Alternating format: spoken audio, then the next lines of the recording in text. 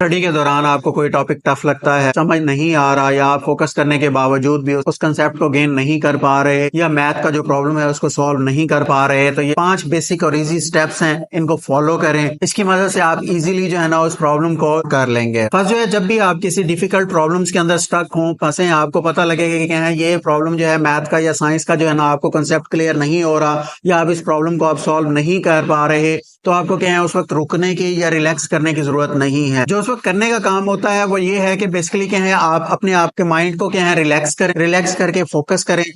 کر کے آپ کوشش کریں اس کی ایگزامپلس کو سالو کریں۔ یعنی اگر کوئی میتھ پرابلم ہے، آپ کو ڈیفیکلٹ لگ رہا ہے، سالو نہیں ہو پا رہا، سمجھ نہیں آ رہا، تو آپ اس سے ریلیونٹ جو ایگزامپلس ہیں ان کو دوبارہ سے دیکھیں، ان کو دوبارہ سے خود سے سالو کریں، ان کی خود سے پریکٹس کریں، بجائے اس کے کہ آپ اس کو رکھ کے بیٹھ جائیں جی میں اپنے مائنڈ ریلیکس کر رہا ہوں، تھوڑا سکون لے رہا ہوں، اس کے بعد میں بیٹھ کے کروں گا۔ آپ کیا کریں، فوراً سے مزید فوکس بلڈ اپ کریں، اور جو پرابلم آپ سالو کر رہے ہیں اس سے ریلیونٹ جو ایگزامپلس ہیں ان کو بیٹھ کے دوبارہ سے پریکٹس کریں کہ آپ کو کہاں پہ پرابلم آ رہا ہے، اس پرابلم کو فائنڈ آؤٹ کرنے کی کوشش کریں، بجائے اس کے کہ آپ بیٹھ کر ریلیکس کرنا شروع کر دیں کہ جی مائنڈ میرا تھک گیا ہے، اس کو میں ریلیکس کروں گا اور پھر جا کے میں وہ پرابلم جو ہے سالو کر لوں گا۔ اس کے علاوہ آپ اس کی پریکٹس کو، ایگزامپل کو حل کرنے کی کوشش کرتے ہیں، وہ آپ کو سالو نہیں ہو رہی یا سمجھ نہیں آ رہی، تو جہاں سے آپ کو بک میں سے یا ٹیچر سے آپ کو جہاں سے ہیلپ مل سکتی ہے اس ہیلپ کو گین کرنے کی کوشش کریں، وہاں سے ٹیچر سے دوبارہ سمجھیں کہ ایگزامپلس کو پریکٹس کریں، اور پریکٹس کر کے پھر آپ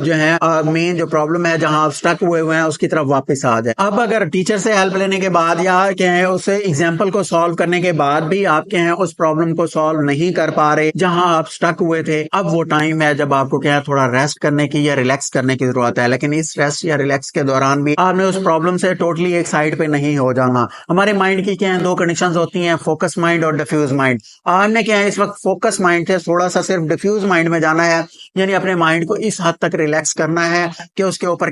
آپ نے ٹوٹلی فوکس نہیں رکھنا، لیکن تھوڑا سا ٹھنڈے اور دھیمے مزاج کے ساتھ اس کو مائنڈ میں سنک کرنا ہے، سوچنا ہے کہ آپ کو ہرڈلز کہاں آ رہی ہیں، کون سی چیز ہے جو آپ کو سمجھ نہیں آ رہی، کون سی ایسی باتیں ہیں جو آپ کو سٹک کر رہی ہیں، کہاں پہ آپ ہنس رہے ہیں۔ اس طرح کا 5 سے 10 منٹ کا آپ نے ڈیفیوز بریک لینے کے بعد آپ نے دوبارہ فوکس مائنڈ کی طرف چلے جانا ہے، اپنے آپ کو فوکس کرنا ہے اسی پرابلم کے اوپر، اسی ایشو کے اوپر جو آپ کو ابھی بھی سالو نہیں ہو پا رہی۔ اب آپ نے 15 منٹ کا ٹوٹلی فوکس جو ہے نا وہ ٹائم بلڈ کرنا ہے۔ کم از کم آپ کا 15 منٹ کا ایسا ٹائم ہو جس میں آپ فلی فوکس کریں اس پرابلم کے اوپر، اس پرابلم کو سالو کرنے کے لیے، اس کنسیپٹ کو سمجھنے کے لیے، اس کو گین کرنے کے لیے آپ نے منیمم 15 منٹ لگانے ہیں فل اٹینشن کے ساتھ، اپنی پوری طاقت، اپنی پوری اٹینشن جو ہے لگا کر اس کو سالو یا لرن کرنے کی آپ نے کوشش کرنی ہے۔ جب آپ اس کو لرن کر لیں کے بعد آپ نے کیا کرنا ہے، اب آپ نے اپنے آپ کو بریک دینا ہے۔ ایٹ دی اینڈ جب آپ اس کو سالو کر لیں، لرن کر لیں، اس کنسیپٹ کو پک کر لیں،